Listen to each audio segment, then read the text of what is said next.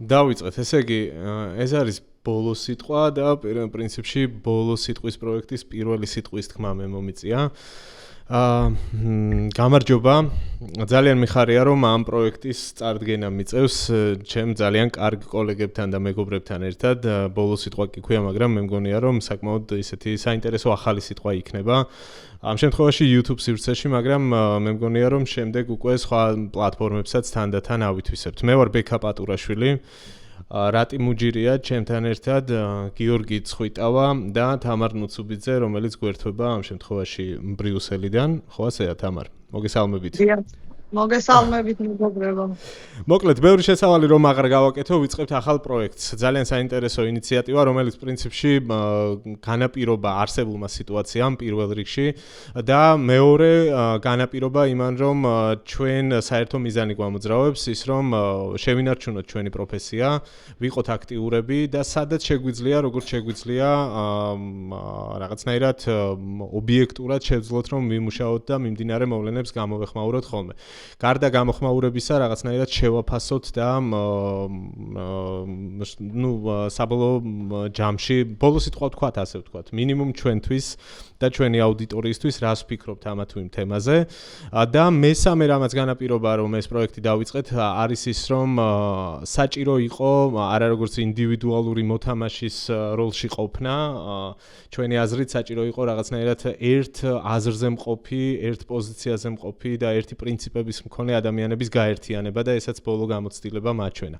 ასე რომ რაღაცნაირად გვინდა რომ ერთობლივი ძალებით ვთქვათ სათქმელი გარკვეული სიხშირით, ინტენსივობით პირველ ეტაპზე ვფიქრობთ რომ შეიძლება ეს იყოს კვირაში ერთხელ და აი ამ ფორმით, აი ამ ფორმატში გამოვეხმაუროთ როგორც ჩვენს ქვეყანაში, ასევე რეგიონში და მსოფლიოში მიმდინარე უმნიშვნელოვანეს თემებს და ამ თემებზე ჩვენ ვთქვათ ბოლო სიტყვა. დაგითმობთ.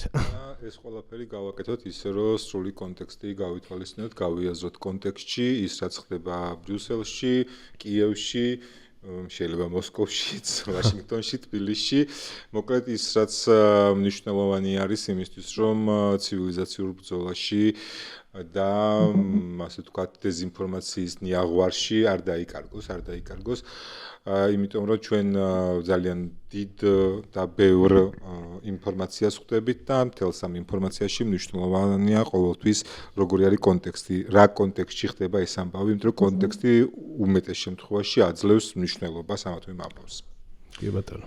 მით უმეტეს რომ სათითაოდ რა თქმა უნდა ვაკეთებდით ყველა და ვაკეთებთ, განვაგრძობთ ჩვენი პოდკასტების თუ გადაცემების კეთებას, მაგრამ აუცილებელია ეს ერთობა, აუცილებელია გაერთიანება, აუცილებელია აი იმ დეზინფორმაციული ნიაღვართან გამკლავება, რაღაცნაირად გაფილტრვა და ეს გამოცდილება, რომელიც გვაქვს სულ ყველას, ვინც ამ პროექტში მონაწილეობთ, მოგცემს შესაძლებლობას, რომ თქვენც მოგაწოდოთ აი ის გაფილტრული, ასე ვთქვათ, იმ ფარის მიღმა არსებული ბოლო სიტყვა ნამდვილად გაფილტრული ინფორმაციისა, რომელიც მოგცემთ მერე სწორი არჩევანის გაკეთების შესაძლებლობას და თქვენს გადაწყვეტილებებზე უფრო დადებითად იმოქმედებს.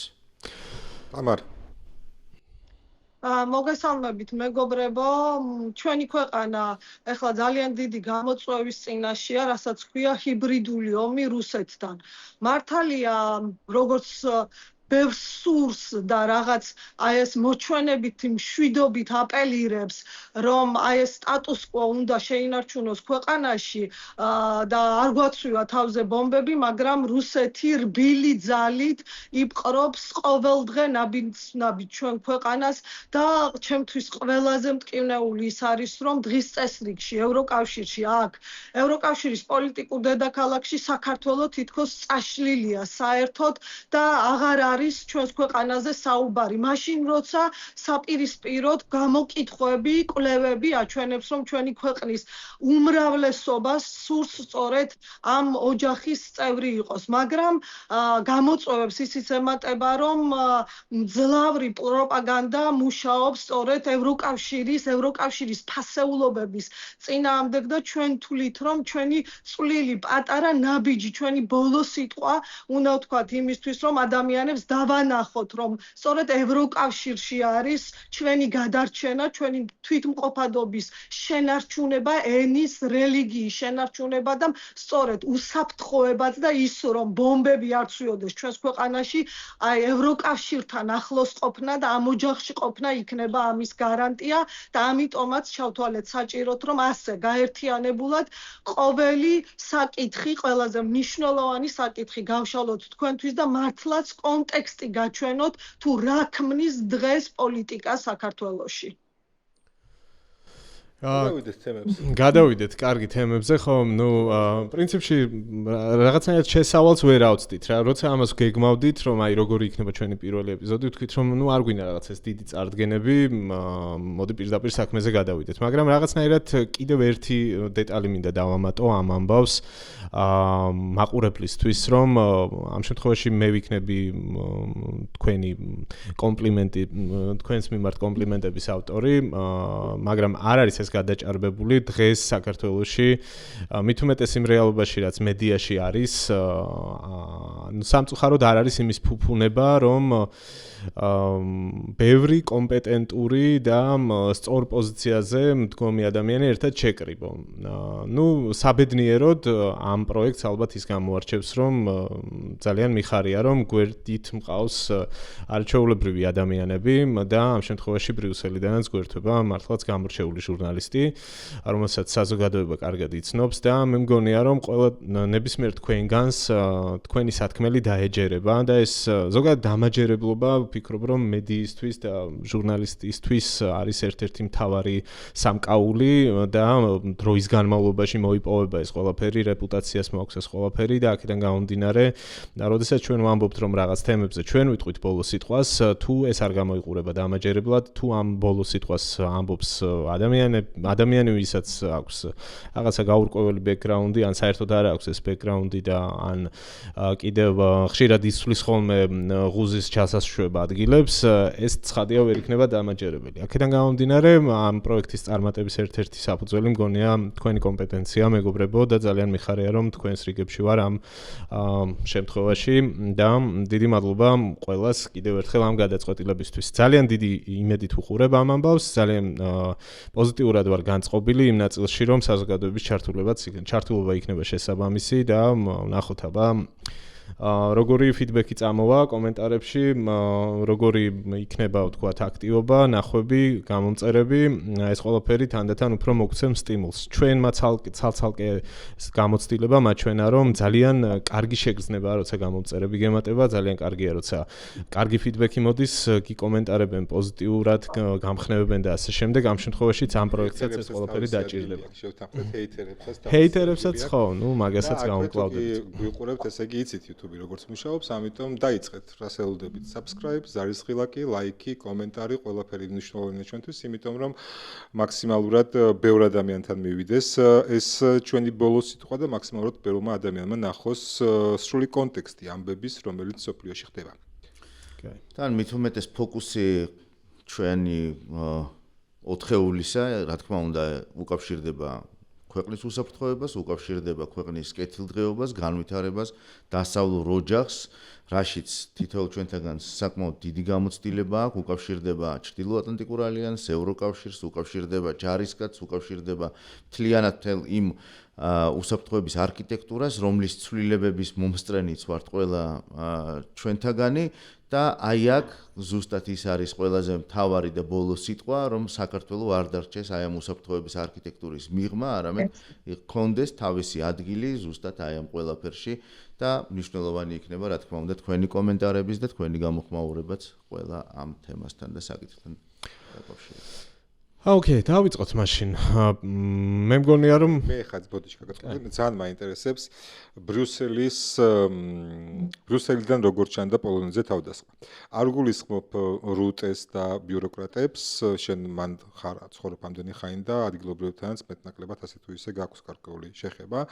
აი ბრიუსელიდან ეს ამბავი როგორ ჩანდა რა, იმიტომ რომ ჩვენთვის აქ საქართველოსთან ჩანდა როგორც დატოზე თავდასხმა. და რომ მიმართეს მე-4 მუხლს და არა მე-5-ს, ჩემთვის ეს მაგალითად ცოტა სუსტი არგუმენტი იყო. ბრიუსელიდან როგორ ჩანდა ეს ყველაფერი? საინტერესო თემა არის რატი გახსოვთ ალბათ ყველას რომ ომის დაწყებიდან მალევე იყო უკვე ასეთი თუ შეიძლება ამას ინციდენტი უწოდოთ ისე პოლონეთთან დაკავშირებით და ახლა ეს მეორედ განმეორდა თუ ვისაუბრეთ უბრალოდ ეს ევროკავშირის და კონკრეტულად ბელგიის მოსახლეობაზე უმეტესობა ალბათ აქ თვლის რომ კრემლი კონკრეტულად ვლადიმერ პუტინი და მისი რეჟიმი ასე ტესტავს თუ რამდენად ერთიანი და რამდენად ძლიერი და თავდაცვის უნარიანია ჩრდილოატლანტიკური ალიანსი.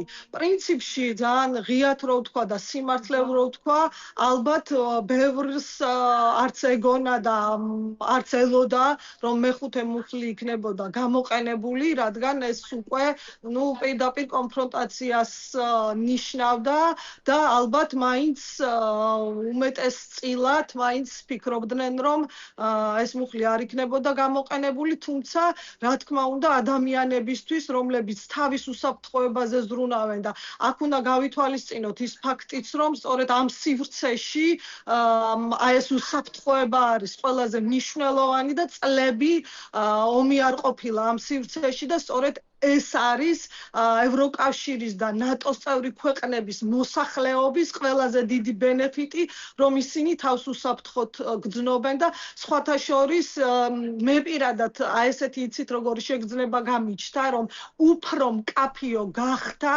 რომ თუნდაც ამად გასაკეთებელ საქმეს დღეს უკრაინა აკეთებს. და ჩემი აზრით ევროკავშირის ბევრ მოქალაქეს ალბათ მეტად გაუჩნდა სურვილი, რომ თუნდაც იარაღი და ფინანსურად დღეს ნატო დაეხმაროს უკრაინას, რადგანაც რა თქმა უნდა, ამაში ღია უნდა ვიყოთ, რომ არავის სურს, რომ თქვათ, აქ ომი იყოს და იომოს ევროკავშირის ან ნატოს რომელიმე წევრმა ქვეყანამ და ისინი უფრო კაფიოთ ახლა გძნობენ, რომ ამ საქმეს და უსაფრთხოებას არა მხოლოდ თავის უკრაინის თავად უკრაინა იცავს, არამედ გამოდის, რომ ევროკავშირის, ანუ საქმეზე გამოჩნდა, რომ პრინციპში უკრაინა არის ის, ვინც დგას ეს ერთგვარ ბუფერულ ზონად და ალბათ მე ვფიქრობ, რომ ჩრდილოატლანტიკურ ალიანსშიც ამის აღქმა უფრო მეტად აქვთ და სწორედ ის ფაქტი, რომ მეხუთე მუხლი არ იქნა გამოყენებული, ჩემი აზრით ალიანსის წევრი ქვეყნები უფრო მოწადინებული იქნებიან, რომ უკრაინა უკეთ იყოს შეიარაღებული. თქვენ რას ფიქრობთ ამაზე? გამომყვებით ამ ვერსიაში გამომყვებოდით თქვენი აზრით. იდეაში ის რაც დაანონსეს აღმოსავლეთის მცველის ეხლა ამოქმედება, აღმოსავლეთის მცველი ჩემი აზრით 3.5 წლის წინ ამოქმედდა, როცა უკრაინამ გადაწყვიტა რომ არ დანებდეს. და მეორეს მხრივ ეს არის ჩემი აზრით, ანუ როგორი ერთი შეხედვით რაღაც win-win თამაში აქვს პუტინს რა. ანუ პროვოკაციას აწყობს, თუ რეაქცია ექნება, პროვოკაციას წამოეგო. თუ რეაქცია არ ექნება, მიჩმორდა. ანუ რაღაცა ესეთი ის არის რა, ესეთ პოზიციაშია და აქ ხა ჩვენ ყველა ჩვენი არქივი გვაქვს და ჩემ არხზე ბოლო ეპიზოდში მაგაზე ვსალაპარაკობდი, რომ ჩემი აზრით გამოსავალი არის ის, სადაც ეხა დაიწყეს ლაპარაკი, რომ ერთობლივი ხარისსაწინააღმდეგო სისტემა თუნდაც დასავლეთ უკრაინაში, არა შეუთხელ ტერიტორიაზე, არამედ დასავლეთ უკრაინაში მაინც, სადაც ჩამოაგდებენ რკინას რეალურად, ხო, ის უპილოტო იქნება თუ რაკეტა იქნება, იქ რუსი ჯარისკაცია არ არის. ჩვენ გვაქვს პრეცედენტი, როდესაც ნატოს წევრმა თურქეთმა ჩამოაგდო თავის პილოტიანად და არაფერი კატასტროფა ამას არ მოყოლია. ამიტომ ვფიქრობ, რომ აი ეს რაღაცა ერთობლივი ჰაერსაწინააღმდეგო სისტემები იქნებოდა სიმეტრიული პასუხი. იმიტომ რომ ჩემი აზრით, როცა პუტინს სიმეტრიული პასუხები არ აქვს, ის მერე უფრო მეტ ესკალაციაში შედის. ხო, რიგითობით მოვყვეთ მოდი. მეც ჩემ არხზე თქვი, პრინციპში და მხოლოდ ეს ჩემი აზრი არ არის. ერთი პირველი შეფასება რაც შეიძლება, უნდა გავყოთ ხო, რა არის პირველი რეაქცია რეაგირება, ასე ვთქვათ და მე შემდეგი ნაბიჯები და შემდეგი ეს დაგეგმარება იგივე სწავლებები იქნება თუ შემდეგი პოლიტიკური გადაწყვეტილებები, უკრაინის დახმარება, იქ საჰაერო სივრცის უსაფრთხოება და ასე შემდეგ. პირველი რეაქცია, აბსოლუტურად გულწრფელად ვამბობ, ჩემ აღქმაში იყო ძალიან სუსტი. რუმინეთის ამბავიც რომ გავიხსენოთ, შეფრინდა იქ რაღაც 20 წუთზე მეტი დაფრინავდა დრონი ჰაერში მათ სივრცეში და არ იქნა ჩამოგდებული და ბოლოს ინფორმაციებს ასეც გავეცანი. გააცილეს, იქ იყო საუბარი რომ გადაფრინდა ისე უკრაინის საჰაერო სივრცეში, ძალიან დიდი ბოდიში რას ნიშნავს ეს ყველაფერი? კაი, გავიგე ყველაფერი, მაგრამ რაღაც ისეთ ზონაში მაინც ჩამოაგდეს, სადაც მოსახლეობა არ არის, ეს იქნება ადეკვატური პასუხი, ეს არ ნიშნავს, რომ არიქა ეხა ომი დაიწყო. მათ სივრცეში აბსოლუტურად ლეგიტიმური იქნებოდა, რომ 2 F-16 რო დაფრინავდა, ის დრონი მოეხსნათ, ცოტა კომიკურად გამოიყურება ეს ყველაფერი. ჩემი აზრით, რეაგირების ნაწილში ეს არ იყო ძლიერი პასუხი, ცალსახად. მე მაშინვე მყისიერი რეაგირების და რა უნაქნან ახლა უკრაინელებმა მადლობა უნდა უთხრან, რომ ჩვენ გადაგვიფრინა, თქვენთან გადმოფრინდა, ახლა მე ისე უკან გამოაცილეთ, დიდი მადლობა, ნახვამდის ახლა ჩვენ გავისვრით რამეს და ჩამოვაგდებთ. რეალურად რო შეხედო, ეგეთი სურათი არის. მეორე რაც შეეხება რეაგირებას, ხო, პრინციპში ამას ხო დიდი ხანია ითხოვს უკრაინის პრეზიდენტიდან დაწყებული მთელი უკრაინის პოლიტიკური ხელმძღვანელობა, რომ მოდით შევძლოთ როგორმე დავკეტოთ უკრაინის ცა. ხო, ეგაც ცხადია, რომ ამ შემთხვევაში უფრო ხმამაღალი იქნება უკრაინა, როდესაც ამას მოითხოვს და კარგი არგუმენტები იქნება ამის დასახელებისთვის. ხო, რაც შეეხება ორი მხრიდან უყურებ მე ამ ამბავს, პუტინი რას იღებს ამ შემთხვევაში და უკრაინა რას იღებს. უკრაინისთვის, ოკეი, ძალიან იდეაში მათთვის ხელსაყრელი ამბავია, იმიტომ რომ რაც თამარმა თქვა, რომ ნატოს წევრი ქვეყნები, ევროკავშირის წევრი ქვეყნები უფრო მეტად გაიაზრებენ, რომ საჰაერო განგაში სიგნალი უკვე მათთანაც ირთვება, იქ რაღაცა კონკრეტული საფრთხეები არსებობს და ამას ჭირდება რეაგირება და ხვალ რომელიმე პირობითად გადასახადის გადამხდელი უფრო მეტად იფიქრებს, რომ კი საჭიროა ის თანხა, რომელსაც მე ნაკლებ დამატებით გამოვყოფ, ვთქვათ, უკრაინის დასახმარებლად და ნაკლები კითხვა გაუჩნდება, რატომ იხარჯება ჩემი ფული. ეს აბსოლუტურად გასაგები არის და იმედია, რომ ასე იქნება. ხო, ბოლონიუსი რაც წავიკითხე იყო, რომ შესაძლოა უკრაინის ტერიტორიაზე პოლონეთმა უკვე დაიწყოს, ალბათ ჩვენ როგორც თქვით ამ ჩაწერის დაწყებამდე, ალბათ დასავლეთ ნაწილში საზღვართან ახლოს დიდი ალბათობით მათ მიიღეს გადაწყვეტილება, რომ ჩამოაგდონ რუსული დრონები, თუ უკვე ალბათ საზღვარს მიუახლოვდება. ეს არის რეალურად მე მგონია ყველაზე ესეთი უკვე ხელშესახები გადაწყვეტილება, რასაც შეიძლება შემდეგ გქონდეს კიდევ გაფართოება და ნახოთ როგორ წავა ეგ ამბავი. ალბათ ამაზე ექნებათ რუსებსაც თავისი რეაქცია. მე რაზეც ვფიქრობ რუსეთის მხრიდან და პრინციპში ამ კითხვას დაგისვამთ სამივეს. საინტერესოა, რას იღებს პუტინი აი ამით. ჩვენ ხო ჩამოთვალეთ, რომ იდეაში ეს ყველაფერი ხელს აძლევს უკრაინას, ხო? ამ მოცემულობაში ხელს აძლევს უკრაინას. რას იღებს პუტინი? ჩემი აზრით, მთავარი გათვლა მაინც არის შიდა აუდიტორიაზე, რაღაც მხრივ, დიდწილად, ასე მგონია, იმიტომ რომ ნახეთ რა ხდება ფრონტზე, ხო?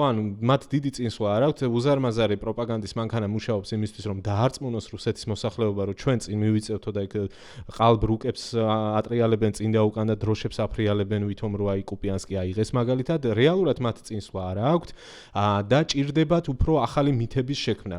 ის ფაქტი, ჩემი აზრით, რომ აი ჩვენ გადავკვეთეთ ნატოს სივრცე, ჩვენ მათ უკვე ჟღერს, როგორც აი ძლევამოსილი სახელმწიფოს მორიგი შიდა აუდიტორიაზე ეგ იმუშავებს, რომ აი ჩვენ ისევ ისეთი ძლიერები ვართ, იმათაც მემუქრებით და ისკანდერებიც მაგიტომ დაალაგეს კალინინგრადში და ასე შემდეგ, ხო?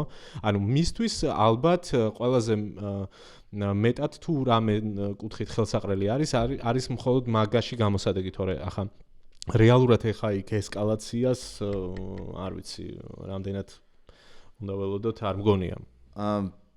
მე რო გავაგრძელ დავასრულო უბრალოდ თამარის დაწყებული საუბარი, აქ ძალიან მნიშვნელოვანი დეტალი არის, რომ თვითონ ნატოს წევრი ქვეყნის სამხედრო მოსამსახურეები უკრაინელი ჯარისკაცებისგან ისწავლიან ჰაერსაწინააღმდეგო თავდაცვის IAP სისტემების გამოყენებას, ანუ ეგრეთ წოდებული ზეუების და სხვა სახის შეიარაღების, რომელიც საკმაოდ IAP-ია და რატო ვუსვამ ხას CIAP-ს და სიძვირეს, იმიტომ რომ აი ამ უპილოტო საფრენი აპარატების ჩამოგდება რეალურად ნატოს დაურზე ძალიან ძვირი. ანუ მილიონობით დოლარი დაიხარჯა იმაში, რაშიც არ უნდა დახარჯულიყო, რაც სინამდვილეში ძალიან მარტივად შეიძლებოდა რომ განადგურებულიყო. ანუ უკრაინელები ძალიან წინ არიან და რეალურად ომმა უკრაინაში აჩვენა როგორ შეიძლება IAP ტექნოლოგიით, ძვირადღირებული ტექნოლოგიის განადგურება. ეს ძალიან მნიშვნელოვანი დეტალია. სამწუხაროა, ჩვენთან არავინ არ სწავლობს ამ გაკვეთილს და არავინ არ ნერგავს ამ ყველაფერს. ეს ძალიან მნიშვნელოვანი რაღაცა არის და ერთი რამ ამოვიწერე, უბრალოდ მინდოდა რომ მეთქვა ეს ყველაფერი თანხებთან დაკავშირებით, რომ მაგალითად მხოლოდ აგვისტოს თვეში რუსეთმა დახარჯა 5 მილიარდზე მეტი თანხა ომში და ამითი მოახერხა უკრაინის ტერიტორიის 0.7%-ის დაკავება. ანუ რას ვამბობ, რისი თქმა მინდა ამითი? იმისი რომ ძალიან დიდი დანახარჯი აქვს, რეალურად ეს ყველაფერი ეს დანახარჯი აისახება მოსახლეობის კეთილდღეობაზე, მოსახლეობის ჯიბეზე და ჩვენ ვიცით რომ რუსეთის ნავთობგადამამუშავებელი ობიექტების 1/6 არის უკვე წყობრიდან გამოსული და ის ურტყავს ძალიან. 21% იყო წლიური მოპოვების ბოლო რაც იყო დათვლილი. მაგაც კიდე დაემატა ორი მსხვილი ქარხანა გუშინ. წარმოიდგინე რომ გავაგრძელო შენი აზრის შემდეგ აი ამ უპილოტო საფრენი აპარატების შეფრენა რუმინეთისა და პოლონეთის ტერიტორიაზე და პოლონეთის ტერიტორიაზე შეფრინდა დაახლოებით 20 ხო? ანუ 21 თუ უფრო ზუსტად 25-მდე 19-დან 25-მდე სახელდება. ეგეც რაღაცნაირი აბსურდი არის რომ ორი ესკადრილია შეფრინდა ნატოს საჰაერო სივრცეში და 5 ჩამოაგდეს. მერე გამოფხიზლდნენ რაღაცა. ხო, ჩამოაგდო ვინ? F-16-მა ჩამოაგდო დაждდა F-16-ის რაკეტა გაცილებით ძვირი ვიდრე ეს რუსული ეს არის. დრონი ხო რაღაცა ეს გერანი ხო ის არის ანუ ზვერავია თუ არ დაუყენებ არაფერს დამატები ან თუ არ დაანავაროთკებ უბრალოდ და ქონდა ანუ პროგრამაში სამიზნე იყო ვარშავა ხო ვარშავაც ხო ანუ პირდაპირ გააკეთებ მე მედვედევი გამოვიდა გააკეთა განცხადება რომ იცი ჩვენ ტრადიციული განცხადება ორი ჭიქის შემდეგ რომ ბერლინამდე ჩავა ისევ ხო, ანუ ყველაფერი მუშაობს, რა თქმა უნდა, რუსეთის შიდა მოსახლეობაზე და აი კითხვა მექნება მე თამართან, იმიტომ რომ თამარს აქვს ძალიან კარგი ცოდნა თვითონ რუსეთის, გარდა იმისა, რომ ახალ ბრიუსელში, ანუ მოსკოვში მუშაობდა კარგი ხნის განმავლობაში და ზუსტად იცის, როგორ მუშაობს სისტემა, ხო? და აი ომის პირობებში, ომის საომარ ვითარებაში როგორ ახდენს კრემლი საკუთარი რესურსების მობილიზებას იმისთვის და იმაზე რომ მაგალითად მოსახლეობის ჯიბეზე რა პრობლემებიც არის ასახული, ის ეკრანიდან სულ სხვა რეალობად აქციოს. ტრადიციულად აი ნახეთ რა სიტუაცია პრინციპში რუსეთი ხო ამ საბჭოთა კავშირის გაგრძელება ანუ ეს რუსეთი პუტინის რუსეთი და ძალიან კარგად პროპაგანდისტულად კრემლი აი იმაზე თამაშობს იმ ემოციებზე რაც თქვათ ხალხს გამოყოლილი აქვს ამ საბჭოთა დროიდან და კი არ აძლევს საშუალებას რომ მეხსიერებამ წაშალოს ის ცუდი რაც იყო და პირიქით გაუხსნან რაღაცა მსოფლმხედველობის კარი რომ ალტერნატიული თუნდაც ინფორმაცია დაინახონ ან ნახონ რომ ქვეყნის გარეთ საერთოდ სხვა სიტუაცია და სხვანაირად შეიძლება ცხოვრება აი ყავთ ჩაკეტილი აი ამ რაღაცა ფილოსოფიაში რუსეთის მუხლებიდან ადგომის და ეს თქვენთვისაც კარგად ცნობილია ხო ეს ფრაზები და ეს ხალხი რაღაცა ეტყობა გენეტიკურად მასა მით უმეტეს რეგიონებში სადაც პროპაგანდა ძალიან ძლავრია და ალტერნატიულ ელემენტარულად ინტერნეტი ბევრს არ აქვს რომ თქვათ რაღაც ალტერნატიულ ინფორმაციის ნახვა შეეძლოს ამ ხალხისთვის აი ეს რაღაცა გაღვივება იმის რომ რუსეთის იმპერიის, რუსეთის ძლევამოსილების და რომ საფასური მათ აი გონიათ რომ მათ უნდა გადაიხადონ, ხო, აი ეკონომიურად რომ ცუდად იქნებიან, რომ სახში შეიძლება საჭმელი არ ქონდეთ, რომ საერთოდ ფუფუნების სხვა საგნებზე საუბარი არ არის, თუმცა ეს რაღაცა ძალიან ისეთი დიდი და მნიშვნელოვანი იდეისთვის კეთდება და ბევრს ეს ეს რაღაც საბჭოთა კავშირის აღდგენის რაღაც სურვილიც კი აქვს და აი ამას ისე კარგად ფუთავენ, რომ რა თქმა უნდა მასისთვის ძალიან კარგად დასაჯერებელია და სხვათა შორის მგონი უკრაინელ ან რუსულ ენოვან ტელეგრამ არხზე ვნახე გამოკითხვა სწორედ აი ამ უპილოტო საფრენ აპარატებთან დაკავშირებით და ჟურნალისტიც ვინც ატარებდა გამოკითხვას და მეც რომ უყურე გამოკითხულთა უმრავლესობა იყო აღთოვანებული რომ აი დიახაც ესე უნდათ და ოღონდ იცით რა კითხვას ძალიან ბევრმა ესეთი რაღაცა თქვა რომ პრინციპშიო ჩვენ რო სერიოზულად გვინდოდეს პოლონეთის აღება ამას წინ რა დაუდგება და ჩვენ როგორ არა შეგვიძლია და პირიქით უფრო მეტიც უნდათ რომ დიახაც პოლონელები აი ჩვენ რაღაც წინააღმდეგ გამოდიან და რაღაცას წიკვინებენ ეს რუსულად იყო ეს სიტყვა გამოყენებული და უმრავლესობა ძალიან კმაყოფილი იყო ამით სხვათა შორის რომ აი ამით რუსეთი აჩვენებს ძალას ის ნაწილი რომელიც ადეკვატურად აღიქვამს სიტუაციას უმრავლესობა ვისაც შეეძლო ქვეყანა დაეტოვებინა წასულია და იცით რომ აგენტებად არის გამოცხადებული და ბევრზე სისხლის სამართლის საქმეები აღძრული ნაწილი კი ალბათ ვისაც არ მოსწონს უწევს რომ რადგან გამოდის რომ უმცირესობაშია უწევს რომ გაჩუმდეს და ჩუმად იყოს და ელოდოს როდის შეიცვლება სიტუაცია ყველაზე ძლიერი იარაღი მე ვთვლი რომ დღეს ზოგადად აი ამ რუსკი მირი ესე დავარქვათ აი ამ რაღაცა ტრენდი არის თუ რაღაცა პოლიტიკა თუ სტრატეგია მათთვის ყველაზე მძლავრი იარაღი არის პროპაგანდა რომელშიც არიან საოცრად დახელოვნებულები ეს რაც ხა თამარა მოყვა კიდევ ერთხელ აჩვენებს რომ თუ კი ხელისუფლებას მოსახლეობის მხარდაჭერა არ აქვს ის ვერ შეინარჩუნებს ძალაუფლებას, რაც არ უნდა ავტოკრატიაში იყოს შესული, იმიტომ რომ თუ კი ახლა ეს ხალხი ვინც იცახს რომ კი ნაბერლინ და აბარა მეტი უნდა გვექნა, თუ კი ეს ხალხი ამ ხალხის განწყობა ეგეთი არ იქნება, იქ პუტინი რაც არ უნდა დააზომბოს პუტინმა. შეიძლება ის იყოს რეაქცია იყოს რომ დაზომბებულები და მაგიტორია.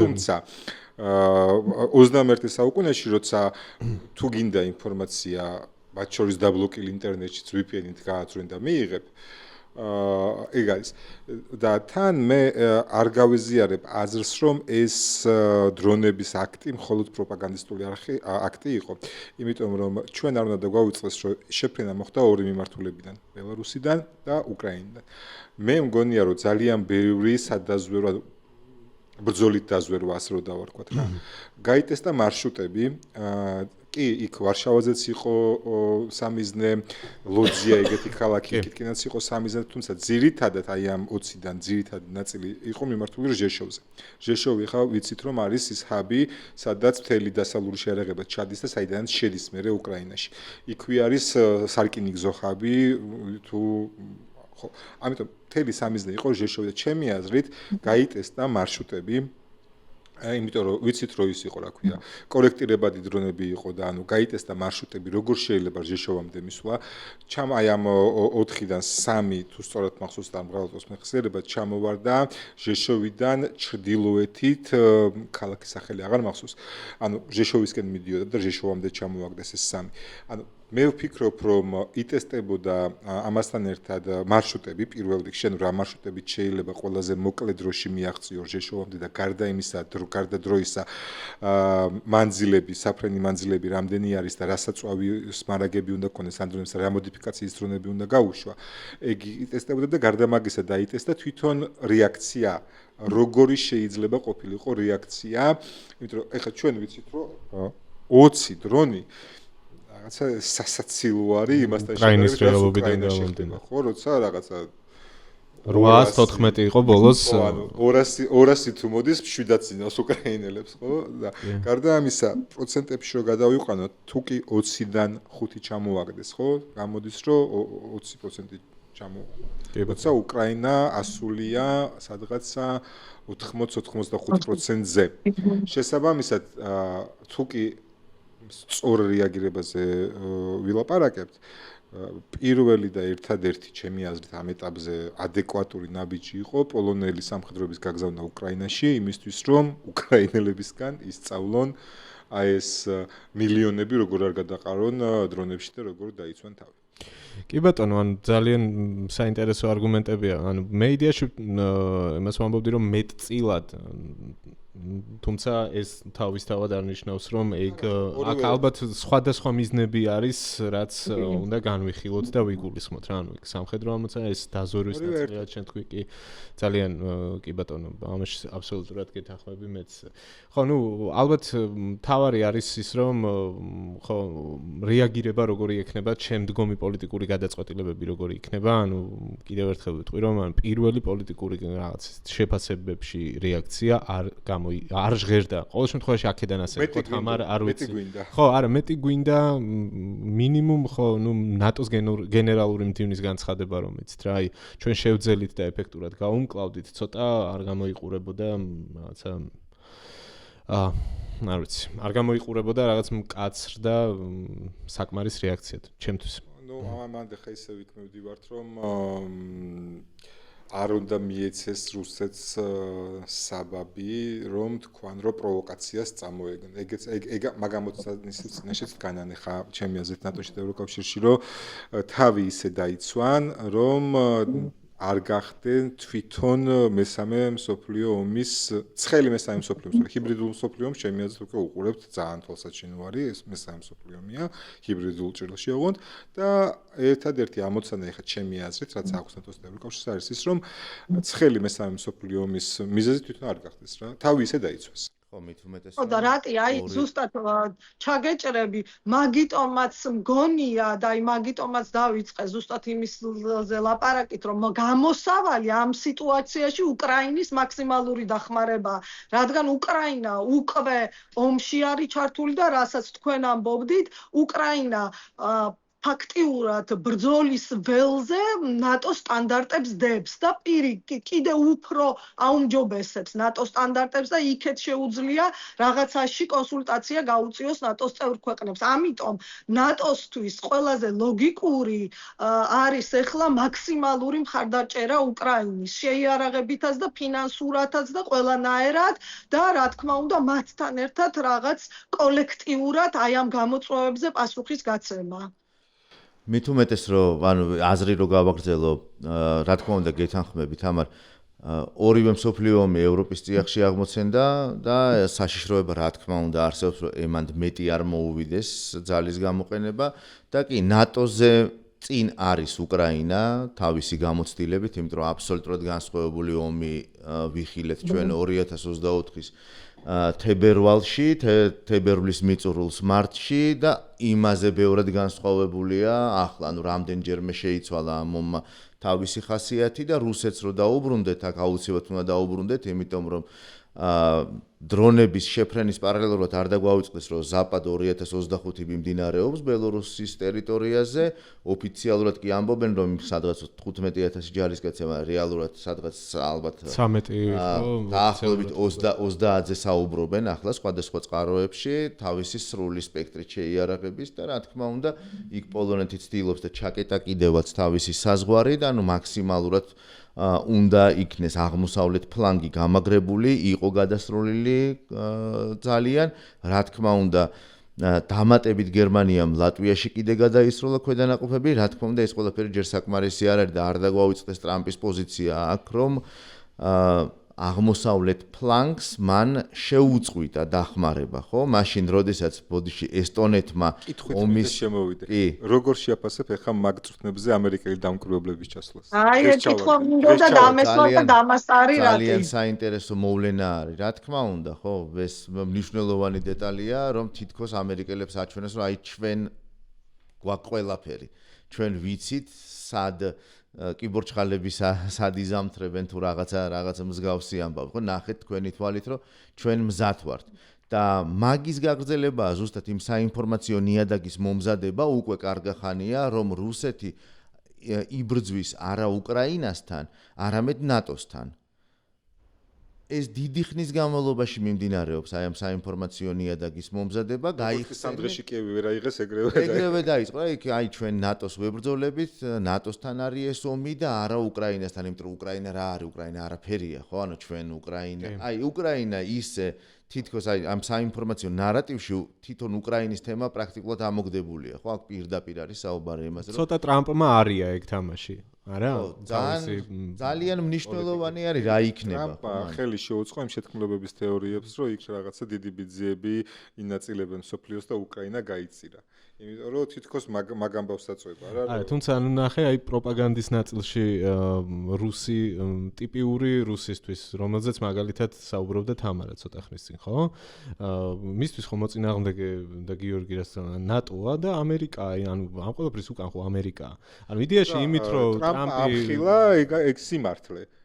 ტრამპ ამხილა ეგ სიმართლე, რომ აი მე ხა გამოვალ და აბა ნახეთ რა მარტოები რაც ძამთ მე როგორც ნატოს წარმომადგენელი გვერდზე გავდგები ამ ომიდან და აბა რა სიძამთ. ანუ მე არ ვიცი ხა ეს ტრამპს სიბრიყვით მოდის თუ გამიზნულად, მაგრამ ტრამპი ძალიან უწყობს ხელს შეთქმულებების თეორიების გაღრმავებას, რომელიც სოფლიოში ძალიან ბევრია, რომ ვიღაცები ინაწილებენ სამყაროს აქ და კი, მაგაში ანუ იდეაში ბოლო დროს სანქციებზე უკან დახევის პარალელურად ეგ შეთქმულების თეორიები უფრო გაფართოვდა, რომ ეგ მართლა რუსეთის კაცია და ასე შემდეგ. ამას ყველაფერს თამარა ჩვენ აქ საქართველოში განსაკუთრებით მძაფრად აღვიქონთ, იმიტომ რომ აი არ ვიცი, ჩვენთან რო კონსპირაციის თეორიები უყვართ, ეგრე შეიძლება ბევრს არ უყვარს. ჩვენთან არის ტიპიური მებებია ილიკო და ილარიონი რა. რაო მათ ხუარმა ამერიკამ და შემდეგ პაპიროსი დამიტოვეო, ხო რაღაცა ეგეთ ამბავს. ჩვენ მაგათ დღეში ვთ, მაგრამ ბრიუსელში უკვე ტყავზე გზნობენ ტრამპის ასე ვთქვათ ღალატი არ მინდა დავარქვა, მაგრამ ტრამპის ნაბიჯებს ევროპა პირველი ჩემი აზრით პირველი ვისაც დაარტყა ტრამპმა, არც უკრაინა იყო და არც რუსეთი, ევროპა იყო. იგივე ჯეიდი ვენსის მიუნხენის სამის რო გავიხსენოთ, კონფერენცია რო გავიხსენოთ. კი. თამარა, ერთი კითხვა მაქვს, აი რატის საუბარმა შთამაგონა. ნახე, აი ეს ბოლო განცხადებები ტრამპის, რომელიც ამბობს, რომ ჯერ თქვენ დაასანქცირეთ, ანუ მიმართავს ევროკავშირს, ნატოს წევრ ქვეყნებს და შემდეგ მე მივიღებ ზომებს რუსეთის წინააღმდეგ იმ ხმაურიანი ულტიმატუმების შემდეგ. აი ამ თემაზე საინტერესო იქნება შენი ნახეთ ძალიან საინტერესო. კი და სხვათა შორის ნახეთ რა საინტერესო ამბამდე მივდივართ, რომ ასე თანმიმდევრულად რომ გავსდიოთ და გავაანალიზოთ თუნდაც სანქციების 18 პაკეტის მიღება და დავსვათ შეკითხვა, ვინ უშლიდა ხელს და ვინ აფერხებდა მუდმივად ყოველ ჯერზე სანქციების მორიგი პაკეტის მიღებას. ვინ უშლიდა ხელს და ვინ ითხოვდა და დღემდე ბოლო წუთამდეც და ახლაც ვინ ითხოვს სანქციებიდან კონკრეტული რუსი ბიზნესმენების ამოღებას. ვინ ამოაღებინა სასანქციო სიიდან პატრიარქი კირილი, რუსეთის პატრიარქი, ვინ მოიხმარს რუსეთის ნავთობსა და გაზს. და გავცემთ პასუხს, რომ ეს არიან ორბანი და ფიცო, უნგრეთი და სლოვაკეთი. ასე რომ ამ მხრივ კი ევროპას ბევრი არასწორი ნაბიჯი და დაგვიანებული ნაბიჯი აქვს გადადგმული ევროკავშირს და თავის დროზე, როცა მერკელი იყო გერმანიის კანცლერი, ძალიან ბევრ რაღაცაში ხელი შეუშალა სწორედ მისმა კაბინეტმა, თუნდაც საქართველოსთვის და უკრაინისთვის მეპის მიცემას რომ გავიხსენოთ. მაგრამ ევროპა სხვათა შორის თავის შეცდომებზე სწავლობს და ხო შესაძლოა ცოტა დრო ჭირდება იმისთვის რომ სათანადო პასუხი გასცეს და ბიუროკრატიული მანქანა ყველამ კარგად იცის რომ მაინც ევროპაში ძალიან აქტუალურია, თუმცა ჩვენ დღეს სახეზე გვაქვს ძალიან მკაფიო ნაბიჯები და ამ ნაბიჯებს სწორედ ეს ორი ქვეყანა უშლის ხელს, რომელიც მოიაზრება ასე პროპუტინისტურ კრემლის მხარდაჭერ ქვეყნებად. ასე რომ შესაძლოა ეს შეკითხვა ამერიკის შეერთებულმა შტატების პრეზიდენტმა ტრამპმა პირდაპირ დაუსვას თუნდაც ორბანს და ფიცოს, რატომ იყენებენ დღემდე დრუჟბას, ნავთობსადენს და სკანდალი ამასთან დაკავშირებით თქვენც კარგად იცით, რამდენიმე კვირის წინ რაც იყო, ასე რომ ამ კუთხით თუ განვიხილავთ, კი ევროკავშირსა ძალიან უნდა რომ უნგრეთმა და სლოვაკეთმაც უარი თქვა თქواس ნავთობპროდუქტებზე რუსეთისგან და რა თქმა უნდა ევროპას კიდე ბევრი აქვს გასაკეთებელი რომ მაქსიმალურად დივერსიფიცირება და საერთოდ მოწყდეს რუსეთისგან და ამ მხრივ ყველაზე წინ არიან ბალტიის ქვეყნები რომელებმაც თავის თავზე იგძნეს რუსული იმპერიალიზმი და ყველაზე კარგად მათი ციან და სხვათა შორის ისიც აღსანიშნავია რომ ახლა ამ ქვეყნებს ბევრად უფრო მეტად უგდებენ ყურს, რადგანაც ევროკავშირში იმასაც მიხვდნენ, რომ უნდა იცნობდნენ მტერს იმისთვის, რომ საპასუხო სტრატეგია ქონდეს ეფექტიანი, ქმედითი და იცოდე რა შეიძლება ელოდე ამ მტრისგან და არა ის რაც წლების განმავლობაში იყო, რომ ევროპა სარგებლობდა აი ამ იაფი ფულით, რომელიც რუსეთიდან მოდიოდა ყველა სახის, თუნდაც ტურისტების და თუნდაც ბრენდული ტანსაცმელი შეძენის რაოდენობით, როდესაც რუსეთი თქვათ პირველ ადგილებზე იყო ევროპისთვის. ასე რომ მე ვთვლი რომ პირველი ეგ შეკითხვა, ვისაც უნდა იყოს ვის მიმართულიც ალბათ არის უნგრეთი და სლოვაკეთი. თამარ, ალბათ თქვენც გაგიარეთ ამ აზრმა თავში, ანუ ამ ამბავზე გვახსოვს ჩვენ ორი რამე. ერთი იყო ორბანთან მზარი ტრამპის მხრიდან და მეორე იყო უკვე კიევში ვიზიტი, როდის იყო? არა, ფიცო არ იყო ეხა ჩასული, რამდენიმე დღის წინ ჩასული, სადაც თქვა რომ ჩვენ არ შეუშლით ხელს უკრაინის ევროკავშირში გაწევრიანებას, ხო? ეგრე იცით დრუჟბაზე დარტყმა. ხო, ანუ უკრაინის სანქციები რომ მუშაობს, ეს ფაქტია, მათ ხო აქვთ ეს თავის სანქციების არხი. ჩემი აზრით, ვენდა ყველა სახის სანქციები მუშაობს, სანქციები ანუ სანქციები ამ შემთხვევაში ვიგულისხმეთ დრუჟბაზე დარტყმები და რაზეც ვიხუნდეთ ახლა რომ და ის ნავთობ ობიექტებს რომ ყოველდღიურად ურტყამენ, ამას გულისხმობდით, ხო? ანუ ფიქრობ რომ რაღაცნაირად ცოტა რქები მოამტვრიეს ფიცოს და ორბანს. თუ ეს გადაჭარბებული შეფასება შეიძლება იყოს, ანუ აი ამ ანუ პრაქტიკაში თუ აჩვენებს რამე ესეთი აი პრაქტიკაში მე რასაც აქ უყურებ მას მე რაც ომი დაიწყო, აი ცით როგორ პრინციპში ჩემი აზრით უფრო მეტად უნგრეთი, სლოვაკეთიც, მაგრამ უნგრეთი დახელოვნდა უკვე აი ესეთ თამაშში, აი ცოტა შეიძლება უხეშად თქვა, მაგრამ მიაწექი სადამდეც გაგივა, მე ერთი ნაბიჯი უკან დაიხია, მე კიდე ორი ნაბიჯით მიაწექი, ნაბიჯი ნახევარი დაიხიე, ასე რომ მე მაგალითად საერთოდ არ გამოვრიცხავ, რომ ეს დიც არაფერს ნიშნავდეს, თუმცა თუ კი ეს არის უნგრეთის ინტერესში და რამე გამოივაჭრა უნგრეთმა, მაშინ ასევე არ გამოვრიცხავ, რომ თავის სიტყვა შეასრულონ. ანუ ვერ ვიტყვი დარწმუნებით, რომ კი უკვე იმ ეტაპზეა მისული ვითარება, რომ მოატეხეს რქები და უნგრეთი არ შეეწინააღმდეგება უკრაინის გაწევრიანებას, თუმცა გააჩნია რის საფასურად, ანუ რა შეთავაზება გაკეთდა იმის საფასურად, რომ უნგრეთმა ხელი არ შეუშალოს უკრაინის გაწევრიანებას. აქ საინტერესო ის არის, რომ ჩვენ ხომ კარგად ვიცით, რომ იყო ოდესღაც ტრიო, რომლის ესე ვთქვათ ფრონტ-რანერი ბოდიში ინგლისური სიტყვისთვის საქართველო იყო.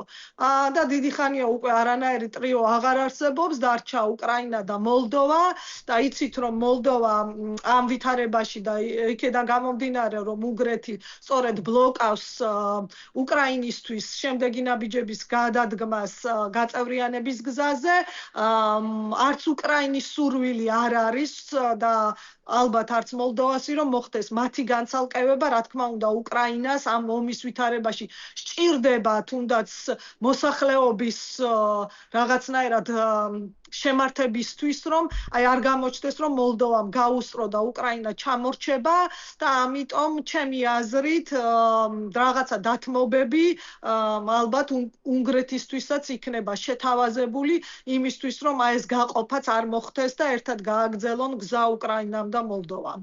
მე აქ ცოტა ეშმაკის ადვოკატის როლში გამოვალე ხა. საქმეზე რომ მიდგება ხოლმე ორბანს უყვარს რომ ადგეს და გასასეირნებლად გავიდეს საერთო შეხვედრიდან იმისთვის რომ გადაწყვეტილებები არ შეფერხდეს და კი დანარჩენმა ევროკავშირმა შეამცირა მნიშვნელოვან წილად ენერგოდამოკიდებულება, თუმცა ერთ კითხვას დავსვამ რიტორიკულს, ინდოეთიდან უყიდულობს ეგ რა ენერგორესურსია ხო არ ვიცით შემთხვევით. ასე რომ მარტო უნგრეთზე და სლოვაკეთზე ჯოხის გადატეხვა არ მგონია სწორი, თუმცა ძალიან დიდი წელი სწორედ მათზე მოდის და პრინციპში ის რომ აი ეს შემოვლითი გზებით უწევს რუსეთს თუნდაც ამ თავის ენერგორესურსების სადმე გატანა ეგ უკვე საქმე არის და თუ კი რაღაცნაირად მართლა და მოწყდება ეს რქები ამ უნგრეთს და სლოვაკეთს, მაშინ გაცილებით უფრო ეფექტური იქნება ეს ყველაფერი. თუმცა ჩვენ არაერთხელ ვთქვით, რომ ყველაზე ეფექტური სანქცია არის დაბომბილი რუსული ენერგოგადამამუშავებელი ქარხნები, რაც რეალურად იწვევს დეფიციტს რუსულ ბაზარზე. იმიტომ რომ ჩვენ ვიცით, რომ თუ არ ღალატობს მეხსიერებას ბოლოს რო კითხოთ, ხა 12 ოლქში უკვე ეს არის ბენზინის დეფიციტია ბენზინზე, მათ შორის არა მხოლოდ 92-იანზე, არამედ უკვე 95-იანზეც, ასე რომ ეს არის ძალიან მნიშვნელოვანი და ერთადერთი რისი გაანალიზებაც მე მინდა არის ის, რომ სამყარო როგორღაც უნდა მივხვდეთ, რომ ჩვენ დღეს ვცხოვრობთ ობამა, მერკელის თავისოზე ტყემალი ჭამა, აი ეგ ტყემალი გვჭრის ახლა ჩვენ კბილებს. როდესაც აბსოლუტურად ნორმალიზება მოახდინეს 2008 წელს საქართველოში შემოჭრის და ყირიმის ანექსიის და დონბასის ოკუპაციის. აი ამის ნორმალიზებამ შეიყვანა პუტინი ხიბლში და თავის ასე ვთქვათ თავდაჯერება გაუჩინა, რომ ეს სიგიჟე წამოეწყო. იმიტომ რომ მაშინ წარმოიდგინეთ, ჯერ კიდევ 2008-ში ჩვენთან შემოჭრისთვის, კი ფორმალურად მედვედევი იყო, მაგრამ ამ მნიშვნელობა აქვს. ძალიან ასე ვთქვათ, სუსტი სანქციები, რომელიც დაწეს და ისიც კი საკმარისი აღმოჩნდა, რომ განზრახვაზე režim change, რომელიც ლავროვმა უთხრა კონდოლიზას ხელი აიღოთ, ხო? ეს მოცემულობა გვაქვს. შესაბამისად, მგონია რომ მაშინ აი ეს სანქციები გაცილებით უფრო მტკიცე რო ყოფილიყო, ვიდრე იყო. თუ მაშინ არა, შემდეგ უკვე 2014 წელს, შესაძაც ფაქტობრივი ანექსია მოახდინეს ყირიმის მწვანე კაცუნების ეგიდით. ჩვენ აქ არ ვართ, რუსები არ არიან, ვიღაცა უცხო პლანეტელები ჩამოვიდნენ და ისინი ატარებენ რეფერენდუმს, მაშინ მაინც რომ არ გაეტარებინათ. და შემდეგ უკვე სირიაში ქიმიური იარაღის გამოყენებაზე ობამთან რო ძალიან იბაქიბუქა რომ ამას რეაქცია იქნება, რამე რეაქცია მიეცა, მე მჯერა რომ პუტინი დღეს აი ამ ასე ვთქვათ რუსულად ვეთქვი რაზმახით ვერ იქნებოდა. და ეს ჩემი აზრით ტრამპმა პირველ რიგში ვერ ისწავლა, იმიტომ რომ ალიასკაზე მისი მიპატიჟება იყო აი თელი იმ 3 წელიწად ნახევარი დიპლომატიის ნაშრომის წყალში გადაყრა. აქ ბევრი ქვეშრე არის, ასე ვთქვათ რა და მოდი სულ ბოლოდან რომ დავიწყოთ, არ დაგვავიწყდეს რომ ტრამპის გათვლა არის ჩინეთი, ანუ ნომერ პირველი მისი საფრთხე და საზრუნავი არის ჩინეთი, ეს ცოტა სხვა, ანუ ევროპა თუ კი ევროპელების არის, მოდით და მიხედეთ ბიჭებო თქვენ მაშინ, მაგრამ რასაც ჩვენ ახლა ვხედავთ და რისი მომსწრენიც ვართ მეგობრებო ერთად, ხო? ეს არის აბსოლუტური მცდელობა ცვლილებისა ევროპის უსაფრთხოების არქიტექტურის, ანუ მთლიანად, ანუ მათ შორის ჩრდილო ატლანტიკური. მიუხედავად იმისა, რომ არ არსებობს ნატოს ალტერნატიული ორგანიზაცია, მასზე უკეთესი, მასზე ცუდი, ანუ არ არსებობს ეს. ფაქტია, რომ მიდის აი ამის დაჯანჯღარება, ხო? ძალიან სერიოზული ჯანჯღარი გაუდის ამას. მათ შორის 2008-დან, მათ შორის 2014-დან, ჩვენ ვნახეთ, რომ 2008-ში კი გადაყლაპა ყველაფერი, 2014-ში აბსოლუტურად მოუმზადებელი იყო, დაირღვა 2008-ში ევროპაში საზღვრების ურღვევობის პრინციპი და 2007-ში ამის თეზისი ჩამოაყალიბა პუტინმა მიუნხენის კონფერენციაზე. უკრაინა, რომელსაც ეგონა, რომ მისი გარანტები იყვნენ დასავლური სახელმწიფოები, სახელმწიფოები აღმოჩნდნენ აბსოლუტურად უუნაროები, მას არ ყავდა არც ჯარი, არც, ანუ რუსეთიც იყო მაგარანტორებს შორის. 5000 კაცი ყავდა ჯარი, ხო, ანუ მეტი არა და არც კი ფიქრობდა მე რომ ვესაუბრებოდი კოლეგებს და რაღაცა ფილმებს ვამზადებდი უკრაინაში და რეპორტაჟებს და ასე შემდეგ, მათ ისინი იყვნენ აბსოლუტურად დარწმუნებული, რომ აფხაზეთის სცენარი არ მოხდებოდა ყირიმში. როცა ყველა წინაპირობა არსებობდა მაგის და მე ძალიან გაკვირვებული ვიყავი, რომ კი, მაგრამ ბიჭებო, რატომ არ ფიქრობთ ამაზე, ხო?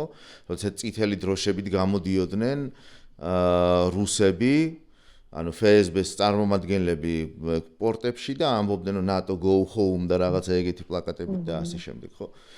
და 2014-ში მივიღეთ ის, რაც მივიღეთ, მწვანე კაცუნები, აბსოლუტური სიჩუმე, ანუ დასავლეთმა პრაქტიკულად გადაყლაპა და გადაყლაპა უკრაინელებს, რომ ეთქვა თანხმობა, რომ კი წაიღეთ და ყველა იქნებოდა ძალიან ოკეი და ეს ყველაფერი შეიცვალა და ახლა თვითონ უკრაინა არის ავანგარდში, ანუ თამარას პირველ საუბრის პირველ ნაწილს რო დაუბრუნდეთ, ანუ პრაქტიკულად ნატოს ავანგარდში არის, იმიტომ რომ მისი გამოცდილება, რაც მან ნახა ბრძოლის ველზე, ასეთი გამოცდილება არც ერთ ქვეყანას არ აქვს და ამისი დასტური არის ის, რომ პოლონეთი და სხვა ქვეყნები აგზავნიან თავიანთ ქვედანაყოფებს უშუალოდ უკრაინაში, რომ მიიღონ ეს გამოცდილება. და აი აქ მაქვს მე კითხვა, რომ საქართველოს რომელიც ესეთი პატარა ქვეყანა არის, რა გაკვეთილებს უნდა სწავლობდეს იდეაში, აი როგორ ჩანს ეს ყველაფერი ბრიუსელიდან და როგორ ჩანს თქვენი გამოცდილებიდან, მაშინ როცა ჩვენ 4-ვემ კარგად ვიცით, რამხელა ქვედანაყოფი არსებობს და რა რაოდენობა ქართველების აიქ, რომელსაც აქ ესე ვიტყვი, ხო, ცოტა სხვანაირად უმზერენ, ხო? ხო. არც ახსენებენ რაღაც. რო არ უნდა საერთოდ რო არ უნდა ახსენო რაღაცა ისე. კი, რომ ირიდებენ, ხო. ნუ ქართველ მებრძოლებზე საუბარი უკრაინაში, ვინც არის და იბრძვის იქ არა მხოლოდ უკრაინისთვის, თავის ქვეყნისთვისაც, ეს მაყურებლისთვისაც პატარა ის გაურკვეველი რო არ დარჩეს, ვიზე ვლაპარაკობთ. ხო, არ ვიცი აქ რა გამოცდილებას ვიღებთ, ან რას ვაკეთებთ, წარმოდგენა არ აქვს, იმიტომ რომ არ ვიცი, მე ბოლოს თავდაცვის სამინისტროს მხრიდან გავრცელებული ინფორმაცია რა ვნახე, ეგაც კი არ მახსოვს. ეჯალის პირით რო დაიხურა. ხო. დახურვა. დახურვის ცერემონიაზე. იქ ანუ რაღაც ოფიციალური პირების რო არ მივიდნენ, ხო? აი გახსნას. ან ეს ბოლო ინფორმაცია იყო, მე მგონი ლისის მიდამოებში GDD-ს თანამშრომლობის სირბილი დაჭრილდა შოებულ სამხედროთა რაღაცა საბატის საქმე. ხო, ნუ ალბათ ჩვენ ერთ ეპიზოდს მივუძღვნით ამ თემებს. მოდი ისევ დავბრუნდეთ თავარ. ხო, ნუ საქართველოზე ვისაუბროთ. მოდი ეს შევიდეთ. ეს ყველაფერი გადაჯაჭვულია, ხო? კი, გადაჯაჭვული არის. თორე უკვე რამდენი ხანია ვისაუბროთ. კი, დავასრულოთ თან და მე მგონი მოლდოვის არჩევნების თემაზეც გვინდოდა საუბარი, ესე მახსოვს. და ერთ პატარა რეპლიკას გავაკეთებ, რადგან ორბანთან დაკავშირებით და მის სკილებზე და ხშირად გამოვაჭრებები თქვენ ყველამ ახსენეთ. ძალიან საინტერესოა ისევ საქართველოს ჭრილში ეს ორბანის მეგობრები რაზე ვაჭრობენ. ის გავიგე, რომ ორბანი 80%-ზე მეტით დამოკიდებული არის რუსეთის ნედლ ნავთობზე, ხო? ანუ ორბანი უნგრეთი ამ შემთხვევაში და სლოვაკეთი 90%-ზე მეტით, თუ არსები 95% იყო, ნახე ეგ მაჩვენებელი. ანუ ეს ორბანის რატო არიან ეგრე დამოკიდებული? რამდენი წლის წინ უთხრეს, რომ ხალხო დაიწყეთ მე. არა, ეგ დივერსიფიკაცია სხვა საკითხია. ნუ არიან იმიტომ, რომ იაფია და აწყობთ ეგ ყველაფერი, გასაგებია და არ უნდათ ამ ყველაფრის დათმობა და ამაზე მინდის ჭიდაობა და ვაჭრობა. ცოტას იქით მიაწვევიან, ცოტას აქეთ მიაწვევიან. ანუ რაღაც მომენტში ორბანის და ფიცოს ტყავში რო ჩააბჯდეთ. და მათი ინტერესებიდან ვიფიქროთ, ხო, კაი, არ გვესროლონ. კი ბატონო. ნახე, ანუ რა ვიღაცამ შეიძლება ის გაამართლოს, რომ ნუ ავიცი ხა ის თავისი კორუფციული ინტერესით თუ იმით თუ ამით თავის ქვეყნისთვის რაღაცა სტრატეგიულ მიზანს არუშებს რა ხელიდან რა, ნავთობი უნდა რომ იაფად იყიდოს, მაგრამ ეს ორბანის მეგობრები თქო, ანუ აქ რო არიან, ეგენი რას ვაჭრობენ, ან რა მდგომარეობაში არიან, ეს ალბათ უკვე ცალკე პოდკასტის ეპიზოდის ნაწილი იქნება, მაგრამ საინტერესოა ისე თუ მართლაც მოუგრიხეს მაგ ხალხს რქები, აქ რა ეკოები მოყვება ქართულ პოლიტიკაში მაგ ამბავს. ანუ დასაყრდენის ნაწილში თამარა შენ რას თქვი ამაზე? ანუ ხო ეყრდნობიან ქართული ოცნების ლიდერები. ხო ამბობდით, რომ რაღაცა საქართველოში ისეთი ნახლა ტრენდულია რაღაცა შეთქმულების თეორიები თუ რაღაცა და მოდი ახლა მეც ცოტას თავისუფლებას მივცემ, რაღაც მეც წავიდე, ხანდახან ფიქრობ ხოლმე და დავარქვათ შეთქმულების თეორია. მე აი ეხლაც ბევრი ვისაუბრეთ და თქვენს თქვით, რომ რაღაც ბმა არის ამ ყველა სიტუაციასთან. მეც გიორგის ვეთანხმები და ზუსტად 2014 წელს უკრაინაში მუშაობდი, ყირიმშიც ვიყავი, სევასტოპოლშიც ვიყავი და აი იმდენად ნათელი იყო ყველაფერი და ეს ვითარება ისე გავდა 2008 წლის ვითარებას და იდენტური სქემით მუშაობდა რუსეთი, რომ უცნაური იყო არ დაჯერება, რა შეიძლება მოყოლოდა ამ ამბავს და ამას რატო ვამბობ, რომ რაღაცა ერთი სქემით მუშაობს რუსეთი. ანუ ესეც ჩემი აზრით, ეს არის დიდი ჰიბრიდული ომის შემადგენელი ნაწილები, თუ აი დიდ კონტექსტში ავიღებთ, რომ ვლადიმერ პუტინს თქვათ რაღაც იდეა ფიქსი აქვს, რომ სტალინის მიმდევარი და მოყვარულია და უნდა რომ რაღაცა საბჭოთა კავშირი 2 თუ რაღაცა ამდაგვარი გააკეთოს. ანუ ნახეთ, 2 მიზანია, ხო? გავლენა კონდეს იმ სივრცეზე, რაც ადრე იყო პოსტსაბჭოთა სივრცე და ეს მოახდინოს ევროკავშირის დასუსტებით. ამიტომ ჩემთვის აი ამ ხრივ რაღაცნაირად ლაგდება ტვინში ის, რომ მას აი ერთგვარი პროქსი რაღაცა წარმომადგენლები ყავს და სტრატეგია აქვს აი რბილი ძალით, ჰიბრიდულად რეჟიმების შეცვლის და რომ არც თქვათ ტანკებით არ შევიდეს და ესე შეცვალოს და მეორე მხრივ აი სწორედ ორბანის და ფიცოს მაგვარ ადამიანებზე აი მართლა როგორც ამბობენ ტროას ცხენის ვარიანტში შიგნიდან ევროკავშირსაც გაუფუჭოს საქმე და თვითონ ამ მიზნისკენ თქვათ წავიდეს და ერთი საინტერესო რაღაც არის სხვათა შორის გამოიკვეთა აი ეხლა შემოდგომაზე წავაწყდი რაც ახალი პოლიტიკური სეზონი დაიწყო ტერმინი ქართული სცენარი ხო აი ეს ძალიან საინტერესოა ანუ თუ გავყვებით ამ ჩემი შეთქმულების რაღაც თეორიას, აი ნახეთ, აი თქვენს მინდა რომ მითხრათ რას ფიქრობთ, იმიტომ რომ ნახეთ პრინციპში, ხო, აი ეს რბილი ძალით საქართველოს გარდა სადმე შეიცვალა ხელისუფლება? აი თქვათ, ანუ მიზანს მიაღწია საქართველოში პუტინმა და არის ეს ქართული სცენარი, თქვათ, რაღაცა მაგალითი, რისგანაც ევროკავშირმა თავი უნდა დაიზღვიოს, ან შედგა ეს სცენარი საქართველოში, აი ჩემი აზრით ეხლა ეს არის ყველაზე მნიშვნელოვანი, რაც ასევე მოლდოვას უკავშირდება და მაია სანდუმას თავის გამოსვლაში პრინციპში, აი ძალიან მოკლე რეზუმირება რო თქვათ, გამოვიდა რომ მას არ უნდა რომ იგივე სცენარი გათამაშდეს, რაც დღეს ჩვენს ქვეყანაშია. ამიტომ აი ანონსი გამოვიდა შემდეგი ეპიზოდის მე მგონი და შემდეგ ეპიზოდში პრინციპში ამაზე შეგვიძლია ვიმსჯელოთ მთლიანად სად ვართ, სად ვიყავით და სად ვიქნებით.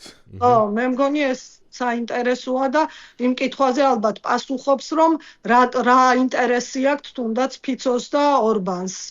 ეს რაღაცა ქართული სცენარი. ქართული სცენარი ძალიან მაგარი. ეს მე მგონია უფრო ფართო გეოპოლიტიკურ სურათში უფრო მარტივად გამოჩნდება და ამ სურათის ნაწილები ვართ ჩვენც მოლდოვაც, თავისთავად უკრაინაც და კი საინტერესო არის ძალიან რა იქნება მოლდოვაში ამ მხრივ. კარგი, შევაჯამოთ, ხო? ძალიან მე ძალიან მიინტერესით ჩავერთე ჩვენ მეგობრულ და ძალიან საინტერესო საუბარში. იმედი მაქვს, რომ მაყურებელმაც ბოლომდე გვადევნა თვალყური და თუ ასეა დაგვიდასტურეთ კომენტარებში, გამოგვეხმაურეთ, რას ფიქრობთ სხვადასხვა ამ ჩვენს მიერ გაშლილ თემებზე. ნუ ძირითადი თემა დღეს თავისთავად იყო მაინც ეს პოლონეთის და რუმინეთის საჰაერო სივრცის დაარღვევა, ვინ რას ტესტავს, ვინ რას შემთხვევით ღობის იქით გადააფრენს ხოლმე და შემდეგ ამ ყველაფერს როგორ მიყვება პოლიტიკური თუ სამხედრო პროცესი. იმედი მაქვს, რომ თქვენთვის ეს ყველაფერი საინტერესო იყო. ძალიან დიდი მადლობა ხალხო. მე მგონია, რომ ჩვენი პროექტი საკმაოდ კარგად წავა. ნახოთ, ძალიან მაინტერესებს პირველი გამოხმაურებები როგორი იქნება და იმედი მაქვს, რომ იაქტიურებს მაყურებელი. ველოდებით თქვენს აქტიურობას, ველოდებით კომენტარებს, ლაიქებს. რას დავარია გამომწერებს, იმიტომ რომ რადგან YouTube-ის მომხმარებელი ხართ და გვიყურებთ, ესე იგი იცით კიდევ ერთხელ ალგორითმი როგორ მუშაობს და ძალიან მნიშვნელოვანია თქვენი subscribe-ი, ასევე ზარისხილა კი მნიშვნელოვანი რომ მოგივიდეთ შეტყობინებები ჩვენს ახალ ეპიზოდებზე, ასევე აქტიურობა კომენტარებში, განხილვა ამ ყველაფრის. თუ კი გაქვთ აქტიური სოციალური ქსელები, გააზიარეთ თქვენ სოციალურ ქსელებში ჩვენი ეს ლინკი იმისთვის რომ თუ კი თქვენთვის საინტერესო იყოს ჩვენი მსჯელობა, სხვებისთვისაც ხელმისაწვდომი გახადოთ. დიდი მადლობა ყველას, მართლა ბოლო სიტყვაა პრაქტიკულად. ბოლო სიტყვის პირველი სიტყვა შეგვიძლია ესე პირველი გადაცემა, ჩვენი პირველი შეხვედრა და რა თქმა უნდა ის რაზეც ვისაუბრეთ ეს არის ჩვენ თვალწინ განვითარებული ცვლილება ევროპული უსაფრთხოების არქიტექტურის და ყველას გვაწუხებს ეს, რა თქმა უნდა, იმიტომ რომ ჩვენი სამშობლოს ბედი არის მეტწილად ამაზე დამოკიდებული. სად იქნება ჩვენი ადგილი, სად მოვხვდებით ჩვენ განვითარებულ მხარეს თუ განუვითარებელს. ეს ძალიან მნიშვნელოვანი საკითხი არის და იყავით ბოლო სიტყვასთან ერთად და თქვენს თქვით თქვენი ბოლო სიტყვა. აუცილებლად ერთ დეტალს დავამატებ ფორმატთან დაკავშირებით, ვიდრე თამარა იტყვის თავის ბოლო სიტყვას ამ ეპიზოდში. ჩვენ ვაპირებთ რომ ფორმატი უფრო გავაფართოვოთ, ამაზე ვფიქრობთ ამ ეტაპზე კომუნიკაციის რეჟიმში ვართ და დავაანონსებ რომ დიდი ალბათობით ჩვენ ანუ მხოლოდ თბილისი ბრიუსელი არ გვექნება და ცოტა ხანში გვექნება თბილისი ბრიუსელი ვაშინგტონი. კარგი იყო. და თბილისიც ველოდებით, ბოდიშ თამარა, თბილისიც გვაქვს მოლოდინი რომ კიდევ შევივსებით ჩვენ ჭკუის ხალხით. ჩემი ბოლო სიტყვა იქნება შეკითხვა უფრო ჩვენი მაყურებლის მიმართ. ძალიან მაინტერესებს და ჩემი სურვილი იქნება რომ მოგწერონ ის თემები, რაზეც სურთ რომ ჩვენ ვიმსჯელოთ და მათ ჩვენი ანალიზი მოისმინონ, ან დაგვეთანხმონ ან არა. ასევე ძალიან მაინტერესებს თქვათ როგორი მსჯელობა უფრო შეიძლება მოეწონოთ და როგორ უფრო წამოყვებიან მსჯელობაში, თქვათ ერთი თემა გავშალოთ სხვადასხვა კუთხიდან, თუ როგორც დღეს რამდენიმე ძირითად თემას შევეხეთ, რომელი უფრო საინტერესოა და ასევე ალბათ თქვენთვისაც ჩემო მეგობრებო საინტერესო იქნება დროის, ანუ ფორმატის მხრივ რა ურჩევნია მაყურებელს, რამხელა რო იყოს ჩვენი ეს მსჯელობა, იმიტომ რომ იმდენი საინტერესო საკითხია, რომ შეგვიძლია გაუთავებლად ვიმსჯელოთ და იმისთვის რომ დინამიური იყოს და არ დაგღალოთ, ალბათ ესეც საინტერესო იქნება თქვენგან გავიგოთ რამხელა ფორმატს ისურვებდით. კი, მშვენიერი აზრია. ერთი ბოლოს ტროლებო, ზრდილობა, კულტურა, IQ და მე რაც გინდათ, მე ვიმსჯელოთ. ხო, ტროლების და რაღაც ეს ხო, მაგ ხალხს ერთ სიტყვით არ ვეხმაურებით, არ პასუხობთ, ცხადია, მაგრამ ჩვენი მხრიდან შეიძლება ეს კარგად არ ჟღერდეს, მაგრამ ჩვენ ჭკუის ხალხს შეუძლია რომ მათ შესაბამისი პასუხი გასცეს ხოლმე, აქ მოგიწოდებთ რომ დაჩაგრეთ ეგენი და მეორე ამბავი კიდევ რაც მინდოდა მე თქვა, ანუ კითხვებიც დაგვისვით. კითხვები დაგვისვით და ამ კითხვებს უპასუხებთ. მოდი, ეგეთი რუბრიკაც შეგვიძლია ინტეგრაცია გავაკეთოთ მაგის რომ წინა ეპიზოდში მოსულ კითხვებს შემდეგ ეპიზოდში რაღაცა დრო დავუთმოთ და 5-10 წუთში უპასუხოთ, რა ვიცი. მე როცა იქნება ლაივშიც რო გავალთ, მე ლაივშიც იმედია გავალთ, კი. გავუშვით ახლა ეს ხალხი. თამარა, დაგემშვიდობეთ. მადლობა მეგობრებო და იმედია რომ ჩვენი პროექტი იქნება წარმატებული და რაც მთავარია ადამიანებისთვის ინფორმაციის მიმტანი ობიექტურის და ასევე ჩვენი მთავარი მიზანი იქნება პროპაგანდასთან ბრძოლა. აუცილებლად. დიდი მადლობა, ეს იყო ბოლო სიტყვა. როგორი ილო იყო? კარგი ილო იყო? ეს იყო ბოლო სიტყვა, დაგემშვიდობებით, დაელოდეთ შემდეგ ეპიზოდს. წესით ერთ კვირაში დაგიბრუნდებით. ნახვამდის. კარგად.